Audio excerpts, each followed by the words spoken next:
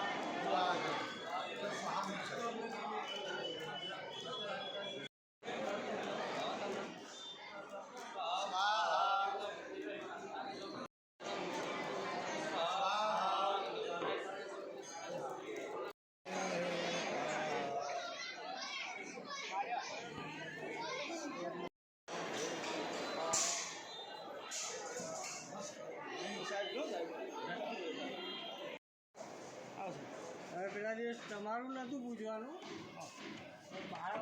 મારે અંબે જય જય અંબે મારે અંબે માતાજીનો પ્રતિક પડે આ બાજુ સુરત આ પકડો આ માતાજીનો ફોટો પકડો જય જય અંબે બોલ મારી અંબે જય જય અંબે બોલ મારી અંબે જય અંબે બોલ મારી અંબે જય જય અંબે બોલ મારી અંબે જય જય આજે 11નો પવિત્ર દિવસ છે અને આજે ઠાકોરજીના પણ શુભ વિવાહ થવાના છે અને આજથી લગ્નસરા પણ શરૂ થવાના છે. આવા પવિત્ર દિવસે મા અંબાના દર્શન કરવાનો શુભ અવસર મળ્યો, તક મળી. ખૂબ જ આનંદની લાગણી અનુભવું છું.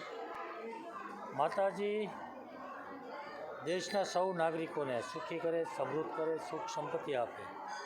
આ દેશના વડાપ્રધાન નરેન્દ્રભાઈ મોદીએ હિન્દુ ધર્મ અને દેશની સુરક્ષા માટે ખૂબ જ અથાગ પ્રયાસો, મહેનત કરી છે. ધાર્મિક સ્થાનો આપણા જે છે હિન્દુઓના, એના વિકાસ માટેના પણ અનેક પ્રયાસોના પ્રયત્ન થઈ રહ્યા છે.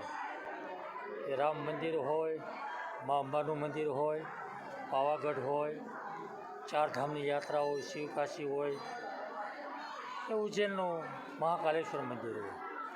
આ દેશના વડાપ્રધાન ધાર્મિક સ્થાનોને વિકસિત કરવા માટેના જે પ્રયાસો કરે છે, માતાજીની કૃપા છે.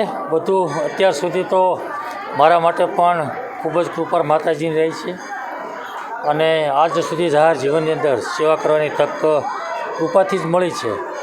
તો જે માતાજીની કૃપા છે તે પ્રમાણે સેવા કરતા રહીશ.